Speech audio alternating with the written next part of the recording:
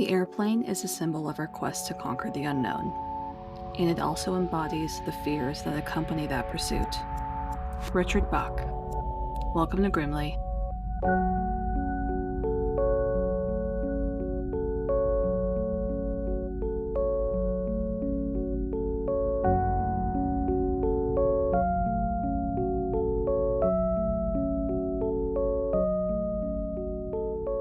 I don't know. Dave and I disagree on this all the time. I think it's been wet and cold in August. It rained like 3 days in August. I know. He said that last year there was no rain in August. And I was like, Yeah. I just don't recall it that way. I think it's like just August is disappointing. It used to be like the best month of the year. I think August is usually disappointing now because there's just so many forest fires. The fires are, yeah. Yeah, and like thing. it just creates this weird haze that we have right now. Yeah, where it looks like it's 6 p.m. all day long. Yeah. It's like 8:30 in the morning, It's but just, it looks like the sun is setting. Yeah, it's just like a weird perpetual haze. It's like apocalyptic for sure. But you know, I did see some skydivers on the way here today.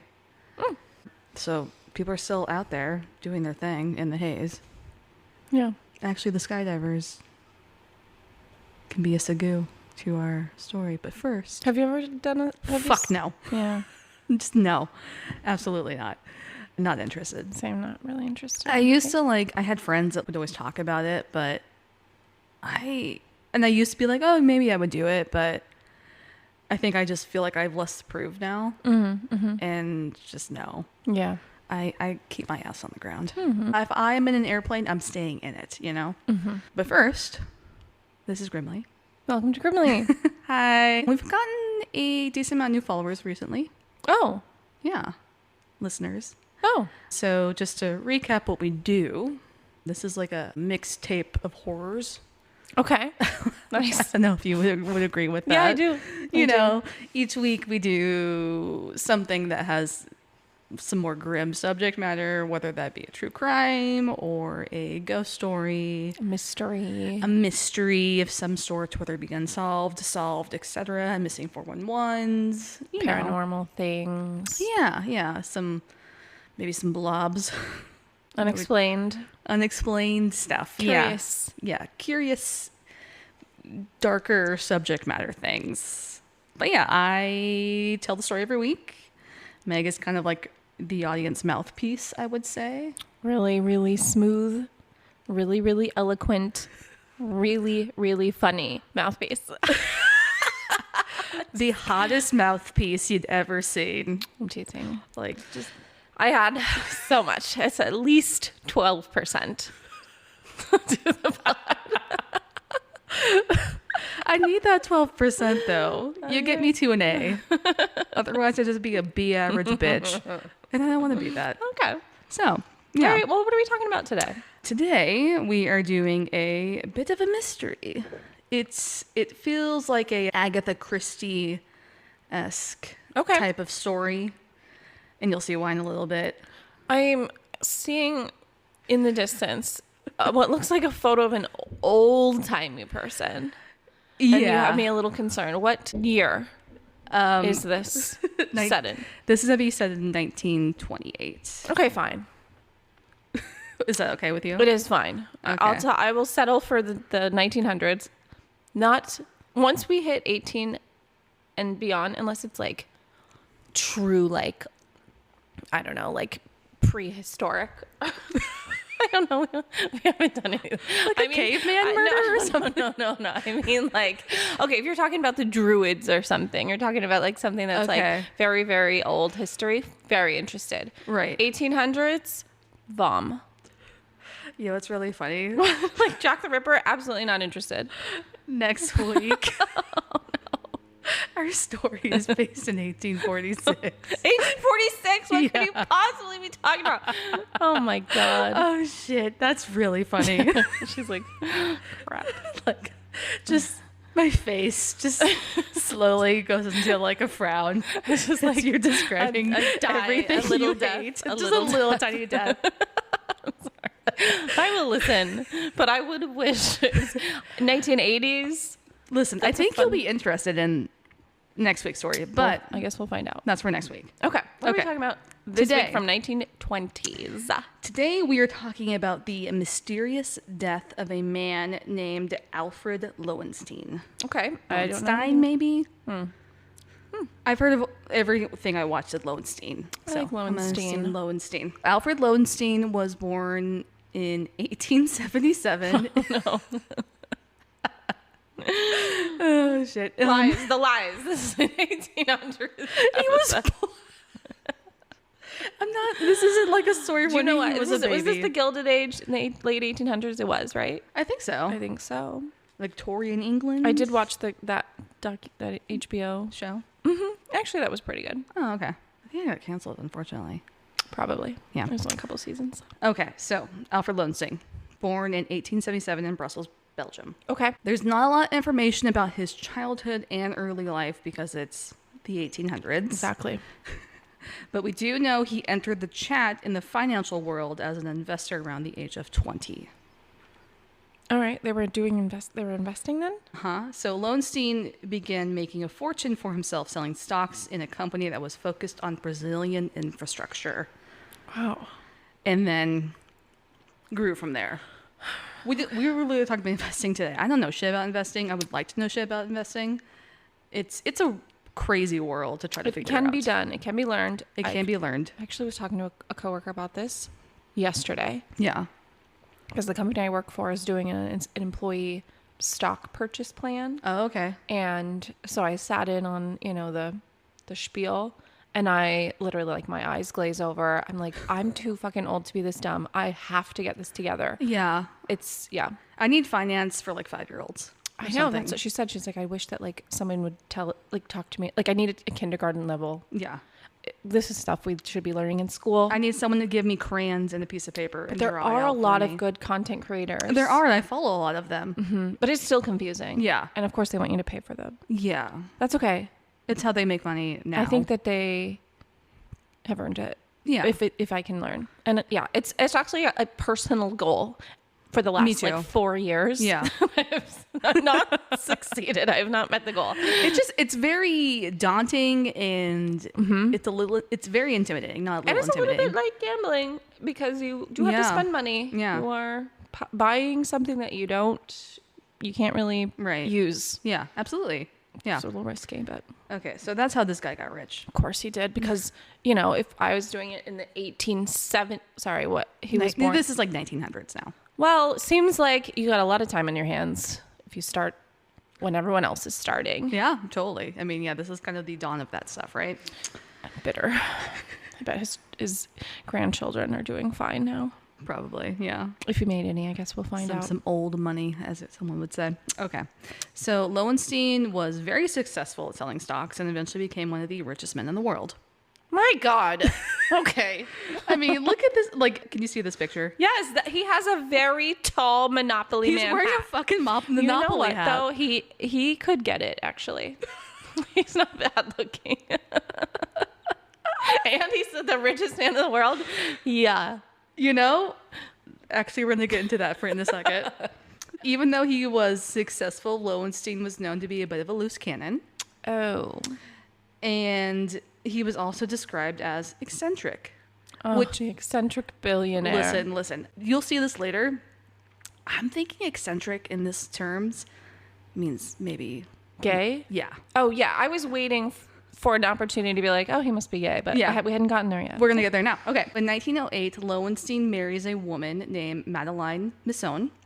Madeline was described as a beautiful socialite, and they did end up having one child together, a son. One child back then just seemed like not that many children. Uh-huh. The dynamic between Madeline and Alfred was not necessarily described as a loving marriage, but rather one of convenience. Okay. The reasoning behind that was Madeline loved having a lavish lifestyle. She loved being rich, essentially, which we all would, right? I can't think of a lot of cons. 1910s rich too was a very different type of rich. Better to be rich, than not at that time. That's I like would think. it's like Great Gatsby shit. Yeah, you could like bathe pretty regularly, I would think. Yeah, absolutely. So Madeline loves having this rich, lavish lifestyle. Alfred loves having a beautiful wife on his arm. Madeline and Alfred even slept in different rooms, and they really did lead different lives. Okay, I get it. Whatever. So Madeline likes having her freedom as a rich man's wife. I would love to be signed up for that. Yeah, one that's not really that interested in what you're doing. Yeah. And Alfred really focusing on his two passions, his business dealings and his horses. Oh, okay. Does this not sound like a gay man? Sure. Yeah, it could be. I would need to have some evidence that there was other men in his life to know that he was We gay. will get there. It's like, at this point, I can't say. It just, horses, likes lavish lifestyle, likes beautiful things. Even maybe this woman was kind of new. Could just be any man, though, too. Yeah, it just could be any man. But for me, they seem to have like a very amicable, lovely relationship. It just wasn't really one based out of I love you and I marry you. It was we appreciate each other, and it feels like a beard situation. Could be. Maybe Madeline was like, I don't really want to be just someone's wife. Like, I just want to drink champagne and wear pearls and have good parties. I'd love to know. Right? Mm-hmm. We're going to get to the day of the incident. Okay, there's an incident. There's an incident. Because this is a mysterious death of this man. Right. Yeah. Okay. So, July... In case you forgot. I don't know. I just didn't really expect that we would arrive at the incident so quickly. Oh, it's just not that much known. Like, he just invested? That's all? He's not like he just invested. building railroads and shit? No, this is in Europe. Oh, right. So Brussels. this isn't, Western expansion shit. Oh, right. Okay, sorry. My So, very American-centric mind. Unfortunately, that's how we were taught. Yeah, it's just, he just learned how to invest and bought stocks and sold stocks and did Smart guy. Okay. Did some shit with bonds. I don't know. And horses. And out horses. there. Okay. A lot of horses. And they lived in Brussels? Yes, they lived in Belgium. Yeah. Okay. Okay, July 4th, 1928. Earlier in the evening at... Sorry, July 4th. You can't sprinkle. Oh, it's like a little razzle-dazzle. America. This is not based in America. It wouldn't have mattered to them. They don't give it... Actually, they probably don't like July 4th. They probably don't give a shit about it. They probably... Oh, it's Belgium. It's not England. Yeah. They're like, yeah, that's just okay. a holiday for them. So not a special day whatsoever. No. This is just a summer day. In 1924. In 1928. Oh, okay. I was close. That was closer than you usually are. I know. You're in the right decade. Okay. Okay, July 4th, 1928. In the evening at Croydon Airport, which is outside of London, Alfred gets dropped off in a limousine to board his new plane. They have limousines? Yeah. Then? It's like a Rolls Royce limousine. I need to Google. Look it up. Yeah. Google 1924 Rolls 1928, bitch. Okay, you know what? It's not like a stretch limousine. No, it's not a stretch. But that's a nice car. It looks like a cool fucking car. car. It's a car that someone would drive you in. Yeah, you'd need a driver. Yeah. Cool. Very cool. Yeah, this guy is not... Limousine doesn't paint the right picture. Okay. But it's a fancy-ass Rolls Royce. How about that? It's very nice looking. Yeah. I wonder how much something like that cost. I don't know. I didn't look it up. I'm going to click a link and see if it takes me. Anyway, carry on. Okay. Do you want me to carry on, or you want to look at this link first? I feel like you're not going to listen to me. 20 to 30,000 euros. Today? Last sold. Oh, yeah. It can't be right. Maybe that was in the 20s? The 1920s? Let me click a different one. Pre-war car. Prewarcar.com. Check it out. And this one doesn't say prices. I guess I'll never know. Yeah. Neither will you. I will not, because I don't Care. No, really. I would have thought more than 20 to 30,000 euros. Probably it was like $20 and 4 raspberries. No, I didn't want to know at the time. Know. I want to know now because they still exist. Like there's look at like a reconstruction. Sure, certain sounds probably. Yeah. Anyways, okay. All right, so he gets dropped off at this little airport outside of London. Yeah, he gets dropped off at this airport, and he's boarding his new plane. Oh, and there's planes too. Yeah. Okay. It's his plane, private plane. Okay. So the plane is a Fokker 47A3M. I have a picture, so you don't have to look it up. Okay, I'm very curious about everything. I actually do have a lot of interest in like what things looked like back then. Right, yeah. So Lowenstein had made some customizations to this plane to be basically a flying office. Okay, sure. Some of the customizations included in upholstered chairs. Wow, so he's like, let me make myself a PJ. Pretty much, yeah. So the chairs were kind of like facing like Listen, like as for like a the richest man in the world. You should. Yeah, yeah. They also had extra soundproofing in the plane, so the engine roars wouldn't be so loud, Distracting while he's trying to distract you while he's trying to work. And also in the plane, there was a custom door put between the cockpit that had a glass partition, so the pilots could see work. Okay. what was going on. And then at the end of the plane, there was a lavatory that had a toilet and a sink. Wow. And the door to the lavatory has no window. And there was also a door that separates the two, like the back lavatory and like The rest of the plane? in like the passenger area. Sure. And there's also at the back across from the lavatory is a door that separates the two back doors. So there's lavatory door that separates everything from the passengers. And then the other side across from the lavatory door, there is the door to get out of the plane. That's the only exit of the plane. Okay. This door was 6 feet high and 4 feet wide. Okay. So I'm going to show you some pictures now. So the top one's the plane. Oh. And then the one below it is kind of like a schematic of what the inside of this plane specifically looks like. It looks smaller than I imagined. It is 1928, so there's no like commercial airlines yet. 1, 2, 3, 4, 5, 6, 7 seats, passengers. All right. Yeah, Cool. And scary. A little scary. a little scary. I don't want to fly on it. Yeah, this era, I don't want to fly in any plane. I don't either. I'd rather be in a boat. I don't really want to fly on any small plane. To be honest. No, truly. I flew on some small planes to go to Idaho that were like the Alaska ones that have like the little flappy rotor engine things, not like the jet engines, like the Okay. Is that a biplane? I don't know. a biplane. I really don't biplane know what a doesn't biplane sound is. too old timey for what I'm trying to describe. Anyways, doesn't really matter. Okay. But that's the smallest That's plane I've fine. ever been on, and I didn't like it. Oh, a biplane is 2 wings stacked on top, like the right kind of style. Oh, got it. Okay. Good to know. I didn't know that. Yeah. Yeah, I feel like the smaller the plane, the more the turbulence is like jarring, Yeah. right? I mean, maybe. I would think so. Yeah. We're on the July 4th flight. He's on it. All right. Yeah, we're all on it. We're on it with them in this Oof. moment. Yeah. Even though we don't want to be. Okay. July 4th flight. There were 7 people on board on this plane besides Alfred. The first being Fred Baxter, who was his valet, a man named Arthur Hodgson, who was his secretary, and the person that was said to be the closest to Lowenstein, aka his boyfriend. His boyfriend. Okay. Secretary, boyfriend. Okay. Yeah. You know what? There's nothing wrong with that. I believe that. What's the guy's name? Alfred Lowenstein. No, the other. Or Arthur Hodgins. Arthur might be gay. I think they're both gay. In my mind, I'm making up this like gay love story. Madeline's just supportive, and she's Wow. like, "I just want to be a rich man's wife. All right. I don't need to deal with you in any other sense." All right. So potentially gay. Yeah, Cool. potentially gay. Love it. Love it.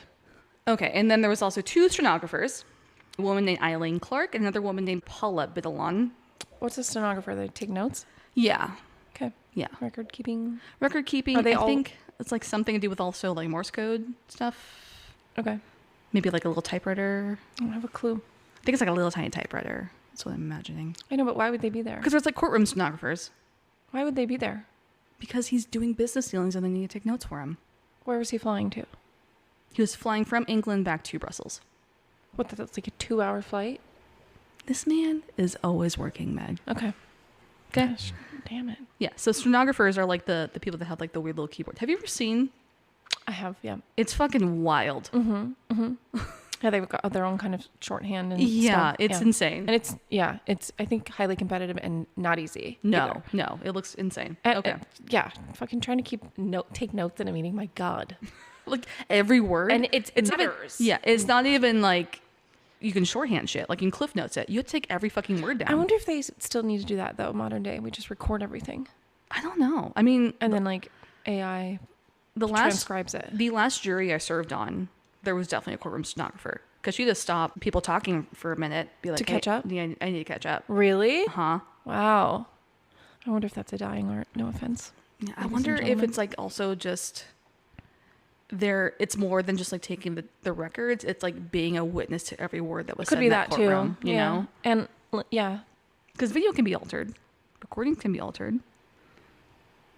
I fucking alter this recording every goddamn week. True, but you know, it's also like there's room for error because it's a human. Yeah, I don't know. And they're biased, and maybe like they didn't hear properly or whatever. Yeah. Misinterpreted. Maybe. I don't know. Interesting. It's very interesting. All right, so he's got 2 of them. He's got 2 of them in this he's probably tiny just like plane. talking and they're taking notes. Huh? All right. And maybe that's why. Maybe he wants to like double check their work. Wow. Yeah, this guy is serious. Career women. So then also on the plane is the flight crew, which is a man named Donald Drew, who's the pilot, and another man named Robert Little, who was the flight mechanic, which I think is like kind of maybe the second. Yeah, you want 2 of them up there. Yeah, just 2 pilots every time. Mm-hmm. Okay, so before boarding the plane, Alfred makes a call to a Canadian financial magnate. You heard that word anymore. Yeah, magnate. Is that magnate? right? Sorry, magnate. I don't know. Yeah, a Canadian financial magnate. I'm gonna look that up too. What that means? Yeah. Yep, wealthy, influential person. But maybe we'll just call them an influencer now. Magnate. Yeah, magnate. Magnate. Yeah. So it's magnate. Okay. So he makes a call to a Canadian. Wait, I was gonna say magnate correctly, but I was gonna say Canadian wrong. Okay, so he makes a call to a Canadian financial magnate named Sir Robert Holt. Okay. He's a knight. Believe He's it. got Sir in front of his name. Mm-hmm. And but there's a story there too. Right, totally. And he arranges to have a business dinner with him the following week. Mm. So just... From the air? No, he calls them before the plane takes off. He's like, now they have, like, what do they have? Wi-Fi up there? What's happening? They have Wi-Fi. How is it possible? He's so rich, he was able to go to the future, get Wi-Fi. He was like dropped a note. Yep. No, carrier pigeon. Just that poor carrier pigeon. Okay, so around 6 p.m., the plane departs, and the conditions are great for flying, and witnesses say they see Alfred waving at the plane and smiling as the plane takes off. Wow, okay. He's like, goodbye, plebes. Okay, well, Talk to he you later. waved. That's nice. Seems pleasant. Little surfs. The plane hits a cruising altitude of 4,000 feet and is heading towards Belgium. Somewhere over the English Channel, the people on the flight say that Alfred puts down the book he was reading, starts walking back towards the lavatory, exchanges some sort of like quip with his secretary, aka boyfriend, Hodgson, and then goes to the bathroom. All right. Remember, there's like a door between the bathroom and everything else back there. As there should be. As there should be. Mm-hmm. 10 minutes go by, and Alfred hasn't returned from the back of the plane. The valet, Fred Baxter, goes back to the lavatory and knocks on the door to see if Alfred's okay. There's no answer. Baxter opens the door to the lavatory, and Alfred Lowenstein is not there. Wait, he wasn't there? He wasn't in the bathroom. Okay. He's just gone. All right. So Baxter writes a note saying, Lowenstein is nowhere to be found, and hands it to the pilot. Wait, no, why didn't they just look for him? They looked Where for are him they and he going to wasn't look there? for him? They looked in the bathroom. He's not there. There's nowhere else to look. Okay, it's a I was plane. looking at there's like a place where they store luggage. Yeah, that was very small though. He's just gone. What? It seems like people would know if the door's opened. We're gonna I get don't know. into that. Maybe it's like not a pressurized cabin. We're gonna get something into like that. Okay. And he's just like passes a note casually to the pilot. He's just like slides a post-it over. Okay. He's like, "Hey, our boy's gone," essentially. All right.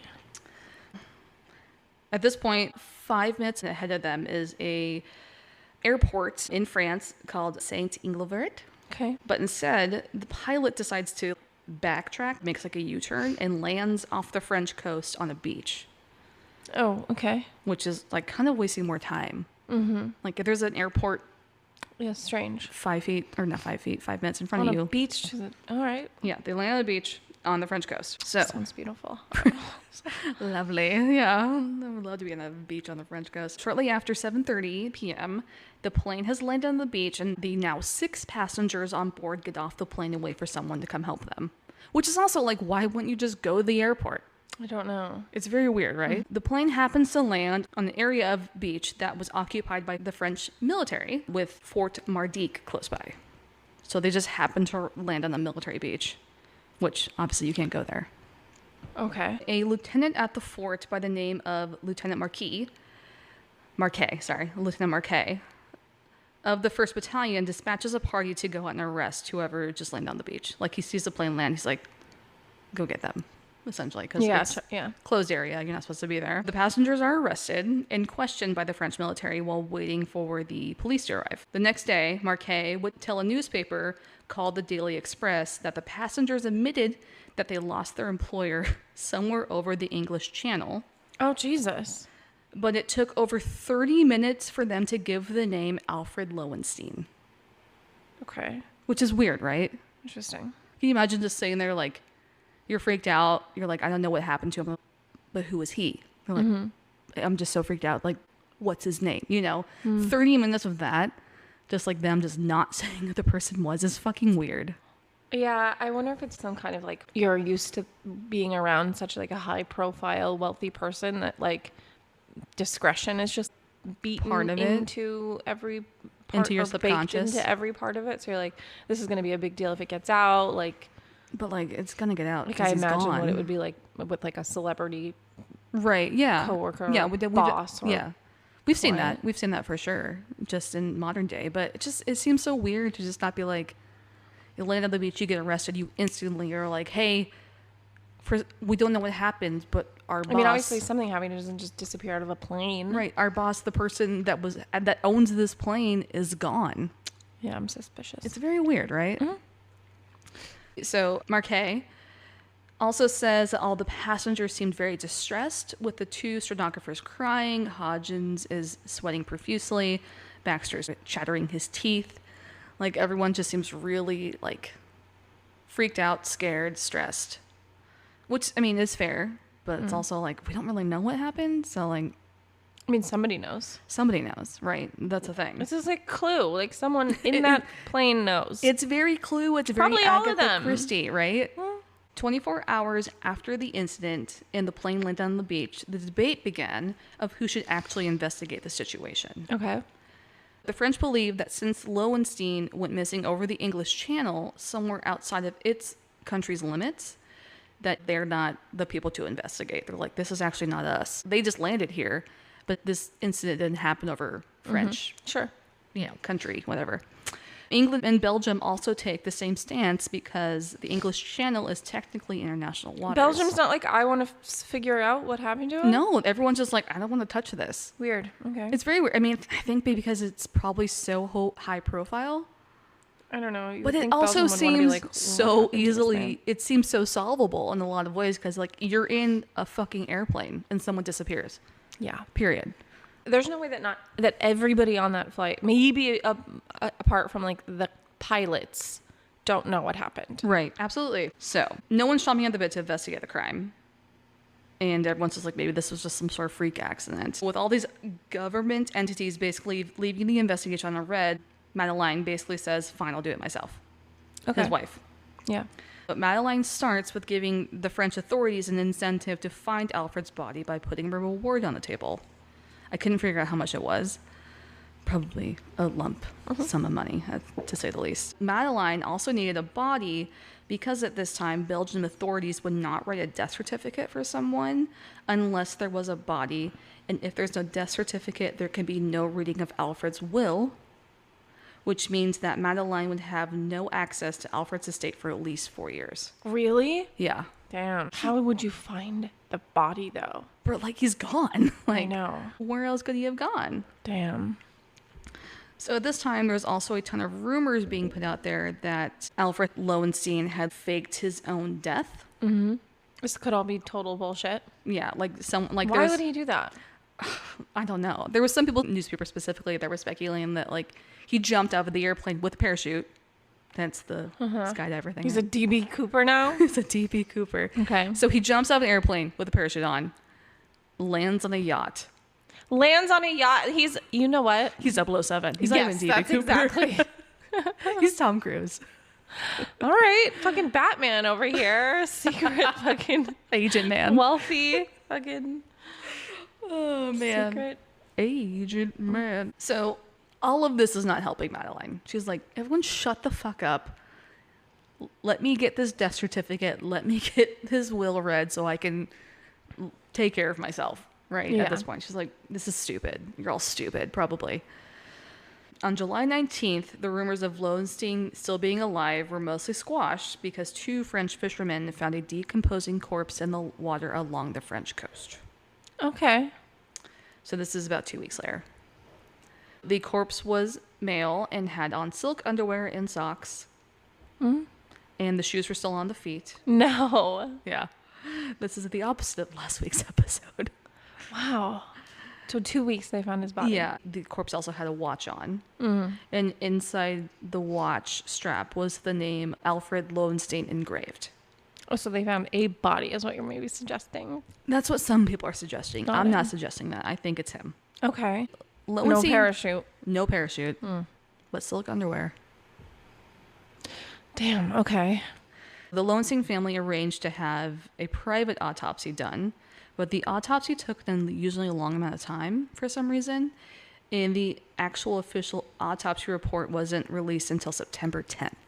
All right. So Doesn't seem 2 months unreasonably later. long, but sure. I mean, I think it was long for the time. Okay.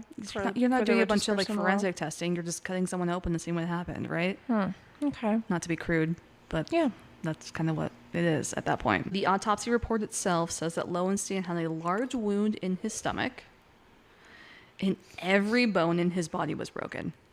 A wound in the stomach. Oh, that could have been like predation too. Maybe. Yeah. Okay. It's unknown, but like Everybody. So he hit the water from that height probably. going really fast and Yeah. really high. Holy Every shit. bone. That doesn't seem possible. I don't even know what that would look like. I don't either. And okay, maybe it's a slight exaggeration, but like I mean, that's what it said. it's in an autopsy, then we have to take it as fact. But like, my God. Yeah. Then you have no bones. Everything's just shattered. Yeah, you're just. Held like a bag of. Yeah. Of You stuff. are a bag of bones. Yes. Yeah. All right. It's not Wow, great. It's the mental image of that. For some reason, I'm like seeing the Stretch Armstrong man. Okay, here's the thing though. Do you live until you hit the water? Or do you die on the way down? Are you having a heart attack? Are you suffocating? My Brain explosion? I don't know. your brain explodes from what's happening. Please God, Worst, let my brain explode. like worst case, best case scenario for me in this moment is I have a heart attack on the way down. I think so too. Because you just don't. You're just falling at Sounds that point. painful. It's awful. And I don't think a heart attack is like instantaneous death. No, I either. think heart So you're attacks having are a heart painful. attack while you are also dying, Falling. slamming into the Yeah. yes, dying, slamming, falling. Yeah. Okay, horror, fucking horror. It's horrible. In Alfred Lowenstein's case, he was alive when he hit the water. They know he was alive when he. Uh-huh. How do they know? They were able to determine that. I Maybe that's don't why the buy it. autopsy took so long. I don't know how anyone would fucking know that, but I suppose I'm not We're the not medical examiner. Yeah, we're not Emmys. I don't trust it. That's what it says. I mean, it's possible. It's possible. But I just don't know how they could prove it. Yeah. Let's prove it. Hence why we don't go skydiving, guys. Don't do it. You know, I've heard that it is just really hard to breathe while you're skydiving. Oh, that because sounds of awful. the air Yeah. against your. It's just too much air almost. Yeah. All your flaps are flapping in the wind, right? Yeah, and I think it's just the pressure of like a lot of air blowing at your face really aggressively. I do think it gets better, obviously. It's just like only while you're free falling. Right. And then obviously once your parachute goes and then you sort of, You're just floating. it's not a ride I want to go on. No. I would do like the tube. You get to like pretend like you're. Oh, sure. Yeah, I would do that too. Yeah, That sounds fun. yeah that's true. That's the closest I want to get. Okay, fine. Yeah. Okay. So we have a body and we have a cause of death. But now the question is, how did this man fall from the fucking sky?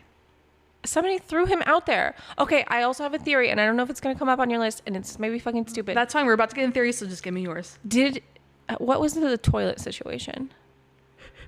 Do you think he flushed himself down the toilet? Did he get sucked out of the toilet? You think he flushed himself down the toilet? I don't think he flushed himself. But is it possible that he slipped? Is it like a porta potty? No. I don't know. But like, it seems like Just a honey bucket in the sky? This is not reading Rainbow. if it was, that would be my first guess. Okay. So I was worried you're going to say one of my theories that I found. No. It's a homegrown Grimley theory. If that's a homegrown Grimley theory, we just stick to fucking podcasting. He did not flush himself down the goddamn toilet. Himself. It's basically what you're saying. He slipped. He just slipped. He might have been skinny. I don't know. He wasn't like a skinny man. He was an average sized man. An average sized person does not fit in a toilet. Okay, so what do other people think happened? Okay. Here's theory number one. Okay. Fucking Well, 1.5, I guess. theory 1.5. We have a half theory. I'll give you a half theory. Thank you. This is theory 1.5. Okay. So the first theory is that Lowenstein had gone to the back of the plane to go to the bathroom. And Okay, look, sounding pretty familiar. All right, so we know he's in the back of the plane.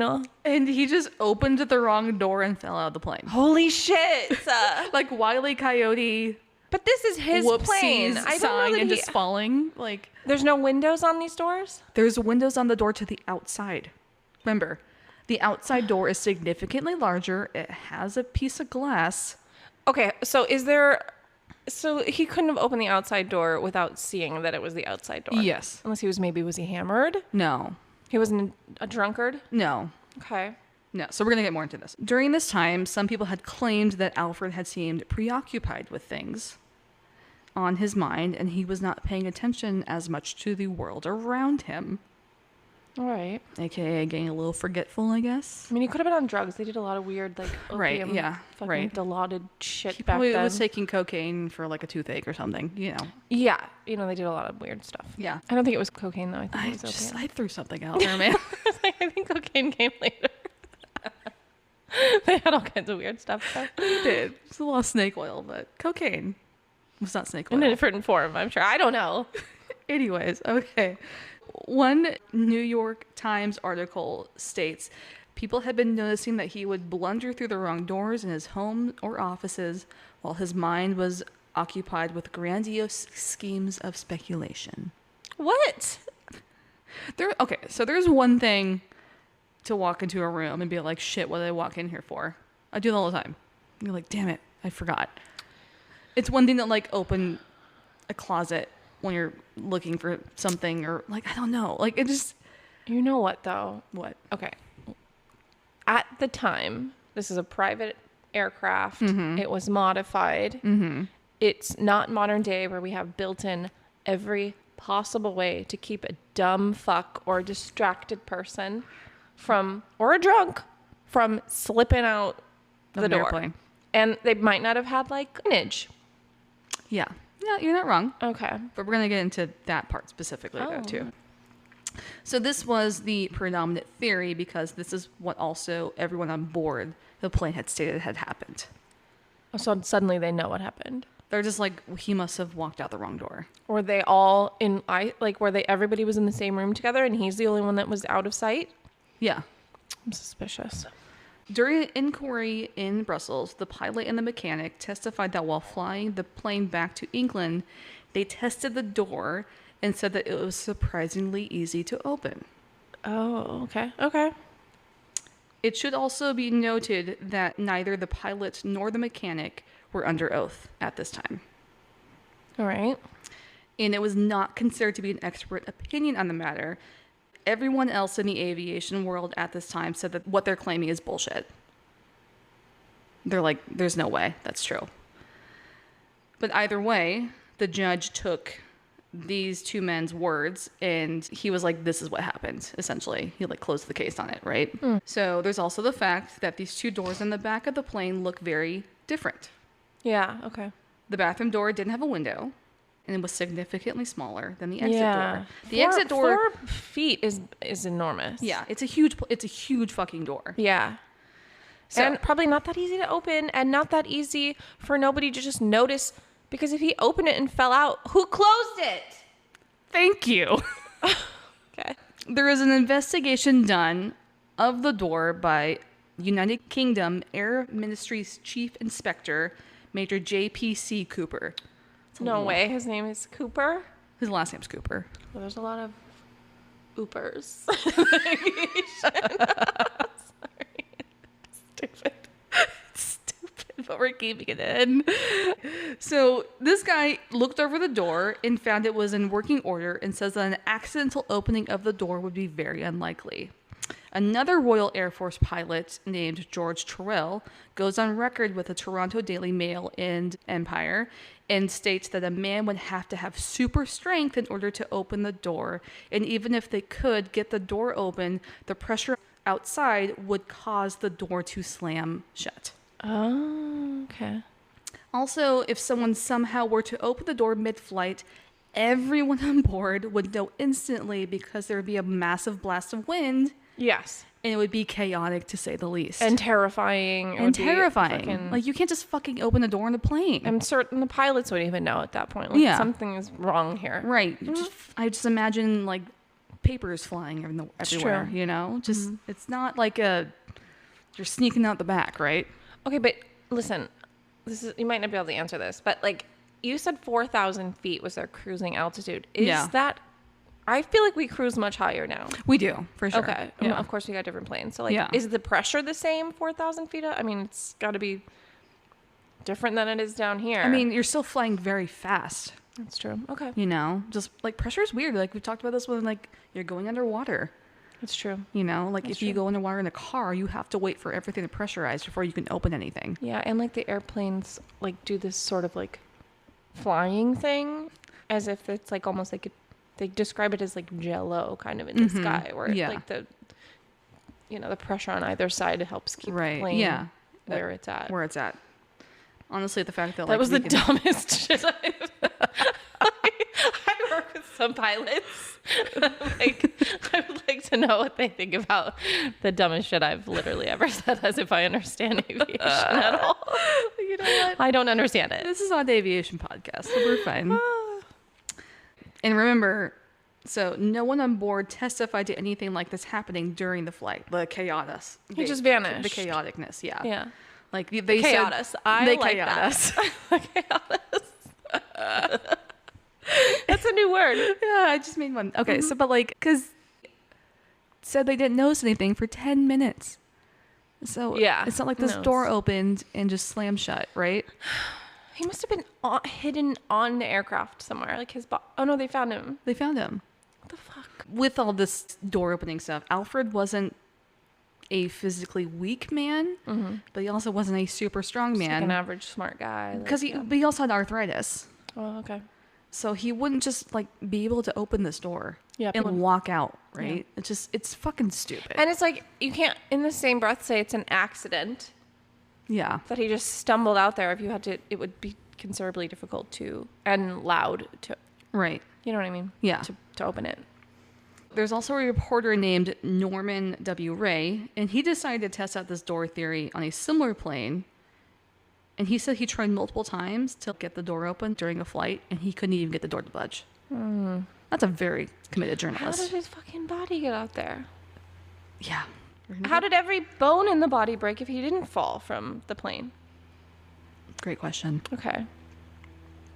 So the second theory is that Alfred Lowenstein actually jumped out of the plane in a very intentional and very dramatic suicide. Okay. But still, the door would have to be open. Exactly. This theory is brought up because at the time of his death, Alfred had actually owed a decent amount of money to people. But like, Okay. I feel like that's just business, right? Who would he owe money to? He had the most of it in the world. I thought you said, or one of the He's richest one of the men. richest men in the world. Yeah, I mean, like, So he owed it to some other rich guy? I feel like owing at that point maybe was you loan me this money for this business opportunity and I have to pay you back later. You're Sure. right. I think that's probably still how it works. Probably. It's Yeah. called a loan. It's called.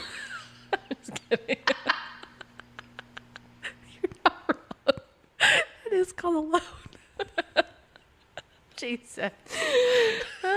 You think he wouldn't be stressed about that, though, is what you're saying. I agree with you. Yeah. This theory doesn't really have a lot of evidence to support it for a few reasons. One being the fact that Lowenstein had just called and made dinner plans the week after this flight. Remember? All right, true. To the magnate. Because I can say magnate. Uh-huh. There was also some notes that were found by the mechanic on the fateful flight where Lowenstein was taking notes of who and how much money he had owed to everybody. He was like basically kind of taking a ledger. And thirdly, this still doesn't explain how Lowenstein could have gotten the door open on the plane. It just doesn't make fucking sense. Which leads us to the third theory, Okay. that he was murdered. Yeah. This is where the Agatha Christie clue shit comes in. It's kind of safe to say that Alfred couldn't have opened the door by himself.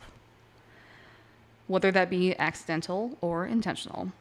Could the other people on the plane had conspired to murder Alfred Lowenstein? Seems extremely likely. Well, it's determined that one person couldn't open this plane door. It was revealed that two people could pry the same plane door open while it was in flight. So, like, one person couldn't do it, but two men could. Okay, two guys could do it. All right, well, it'll take us two, is what you're saying. Yeah, it would definitely at least take two. Okay. There was also the fact that while being interrogated by French police, everyone was acting strangely and also took over 30 minutes for anyone to say just his name, right? Just say who he fucking is. Like, it's Alfred. It's Alfred Lowenstein. He's gone. He's out of the plane. I don't know what happened to him. Like, that took me 10 seconds to say that. It takes you 30 minutes of being interrogated to finally admit. It's weird. There's also the fact that the plane had made a U-turn and landed on the beach instead of flying 5 more minutes to the nearby airport. Because they got lucky they got arrested and landed on a French military beach. Like, if that wouldn't have happened, who knows how long it would have taken for anyone to find them. So it's just very weird in that sense, too. People also found it weird that the witnesses on the plane claimed that Lowenstein was reading a book before getting up to his lavatory. Lowenstein was widely known as not being a reader, really, at all. Oh, okay. Interesting. There's also a bit of discrepancy here because at other times while recounting the story of what happened, it's sometimes claimed that Alfred was reading and sometimes it was claimed that he was like taking the notes. Because like I just said, like it seemed like someone said that he was taking like a ledger of who he owed money to. All right. So it's like, which one is it? Is he reading or is he taking notes? Alcohol was never known to be drank by Alfred. It wasn't really known to be a drunkard, as you said. But during his autopsy, it was determined that he had significant amounts of alcohol in his system, Oh, wow. Okay. which is weird. If Definitely. he's not a drinker. Unless it has something to do with like body chemistry after. Yeah, I mean, like that test was done in 1928, so Yeah. it could be a very different test now. True. That's very true. A few decades later, Robert Little, the flight mechanic, was on his deathbed and told his wife Julie that while he was manning the controls of the flight, he witnessed Alfred stand up, loosen his collar, tie, and jacket, and it seemed like he was gasping for air before heading back to the lavatory on the plane, which made Robert question for the rest of his life if Alfred had actually been poisoned Sure. during the flight. The suspect pool of this murder theory is obviously the people on the plane. And during the initial interrogation, the people that seemed to be acting the most suspicious were the pilot Donald Drew and the mechanic Robert Little. Those two were the most suspicious? That's just what people say. Okay. So besides acting Who are the people? The investigators or the other people on the plane? the people who were interrogating Okay. them after the landing on the beach. That's who's saying that they're acting the most suspicious. Suspicious. The French police. All right. So, besides acting suspicious during the interrogation, there's also the fact that the plane was landed in a weird spot Like they turned around instead of keep going. And there's also a big question as to why either Drew or Little hadn't radioed in any sort of authority that a passenger had fallen out of the plane. So they had radios? They had radios. That would have worked at the time? Yeah. And they didn't Okay. like call in, I don't know who he would, whoever, just be like, hey, we're missing a passenger. He fell out of the plane somehow. Mm-hmm. They didn't do that.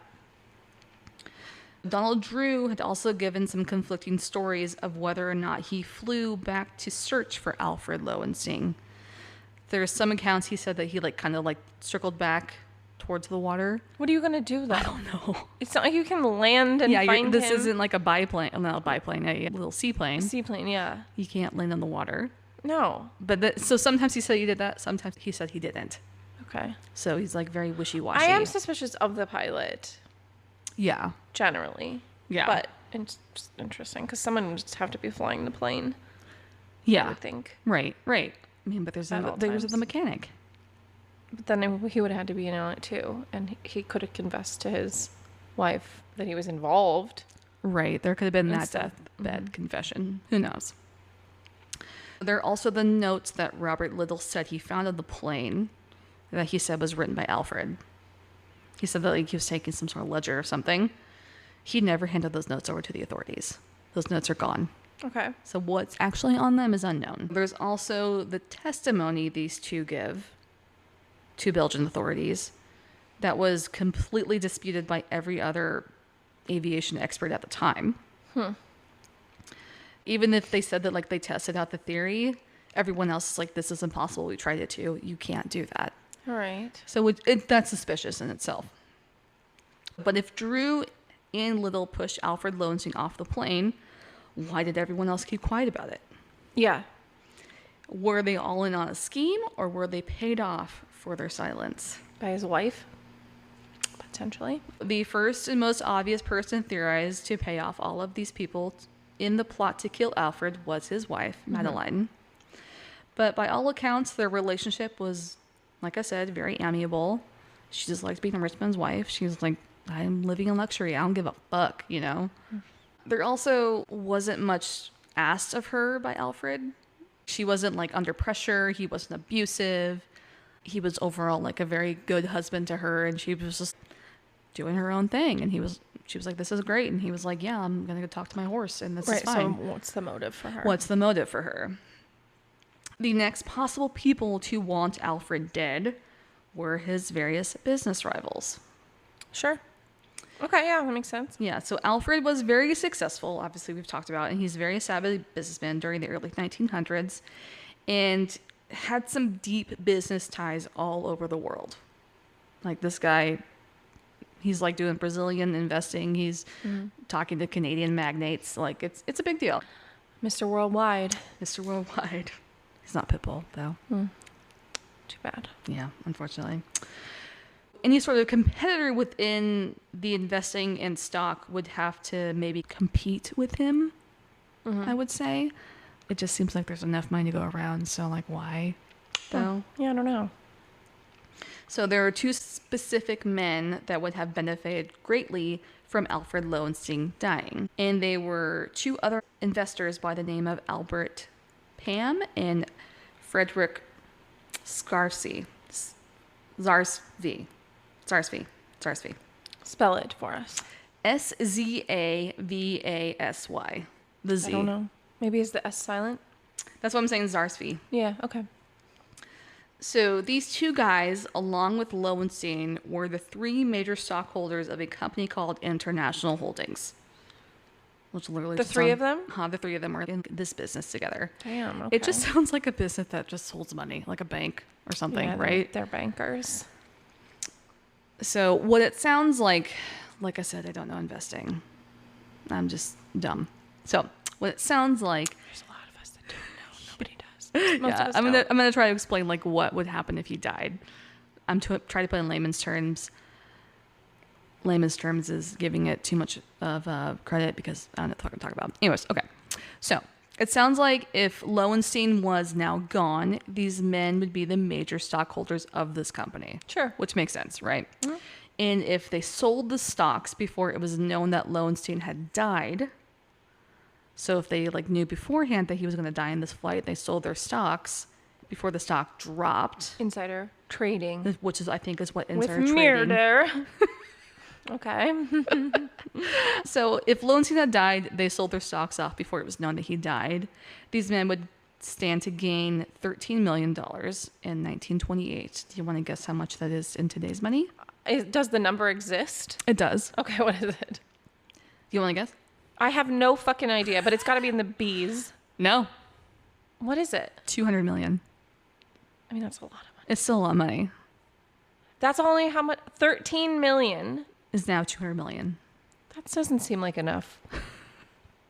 I mean, sure, it's enough to kill someone for. People have done it for a lot less. Have you seen Alpha Dogs? I think it was like $1,200 in that movie. Yeah. Not great. After Alfred died, the stocks of this company dropped significantly. But if Frederick and Albert knew about his death before the stocks plummeted, they would be able to sell all their shares. And it sounds like they did. They did? They did.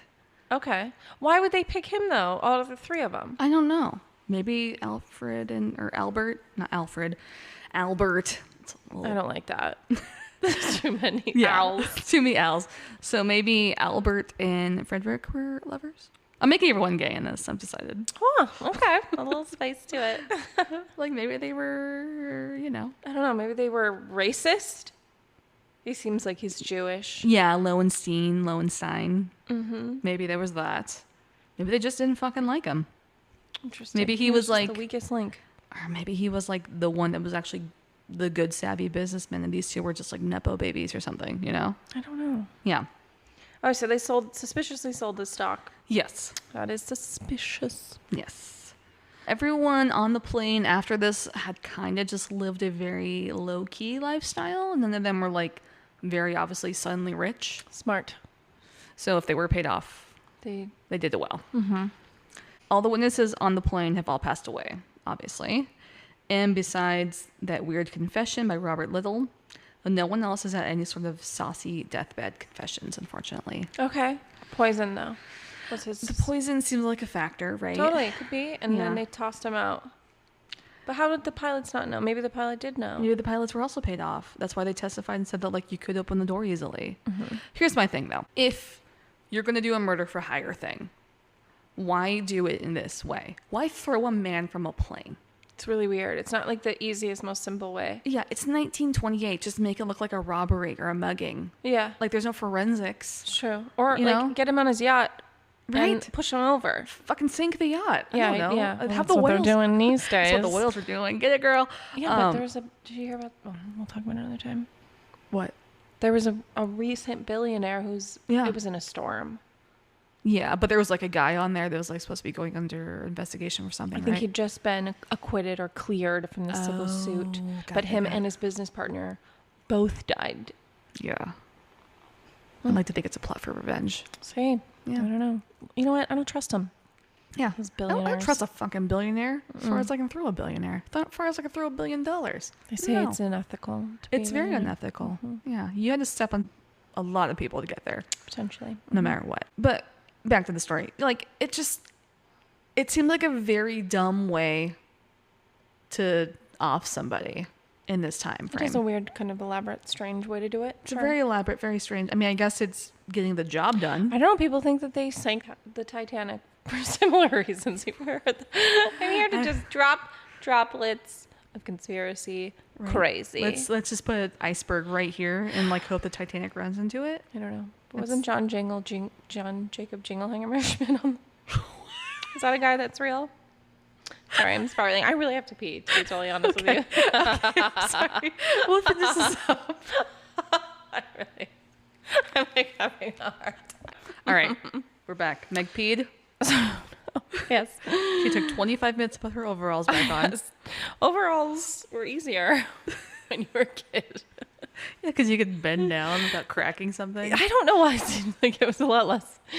Because you're a kid. Drama. Everything seems like a lot less drama when you're a child. Okay. So, murder for hot player. Murder for hot player? Sexy. Murder. Sexy murder. We literally have one more bullet. Sorry. Murder for hire plot. That's the order. That's the order. Wow, I didn't really think about that. Maybe I'm going to open the door to an airplane and fall out of it. Jesus. All the witnesses on the plane have all passed away. And besides that weird confession by Robert Little, no one else has had any sort of saucy deathbed confessions. I already said that. So, unless any sort of clues arise from somewhere, the mysterious death of Alfred Lowenstein will most likely remain unsolved. So he's just like a guy that ended up in the water once upon a time was on a plane. Yeah. And then was no longer. No longer on the plane. I mean, I think that the mechanic probably gave everybody as much information as we were going to get about this. Right, He was, with the poisoning thing. Yes, he was incapacitated some way, and some number of people on that flight opened that door and threw him out. Right. And then everybody was like, no, I don't know anything. Yeah, it's just so weird. Like, why? I guess money. Yeah, I don't know. I think that forensic accountants would probably be able to solve this. Right, if they totally. back Yeah, in the for day. now. Yeah, right now they would definitely be. But like, it's just such a weird way to like off somebody. I know, you're right. It's a strange plan. Yeah, right. I guess maybe So- you're just hoping he would disappear. Like, Well, I hope he completely. was passed out or poisoned or something, Yeah. Yeah. Truly. and not free falling. Not to just his falling, death. like watching the water get closer and closer and closer. I can't. I don't like to think about it. It's Me terrible. either. It's very terrifying. Like the falling dreams. We don't like them. But yeah, that's episode 30 in the books. Oh wow. Yeah. 3-0. Triple D. I don't know. It made sense before.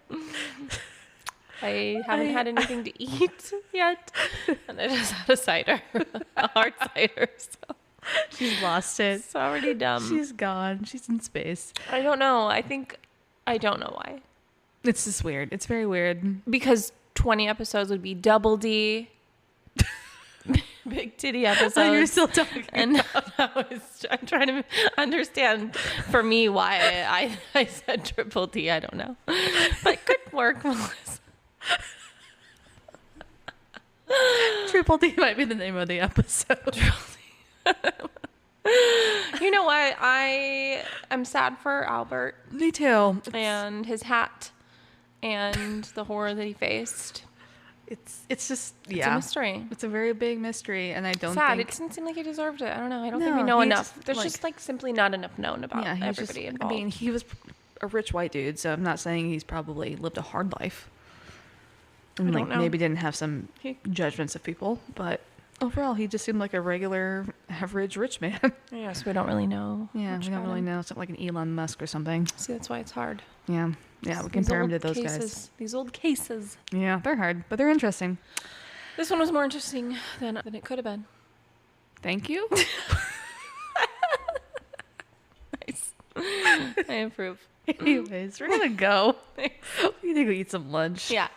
But yeah, thanks for listening. Rate, review, subscribe. Keep can't do following. that. Keep listening. We really appreciate it. Yeah. And until next time. Stay grimly curious. Bye, bitch. Thank you so much for listening. Music by Alex Kingston and Adam McKinnon. For podcast photos and updates, follow us on Instagram and TikTok at Grimly Podcast. Be sure to rate and review, and we will see you next week for another episode. Bye, bitch.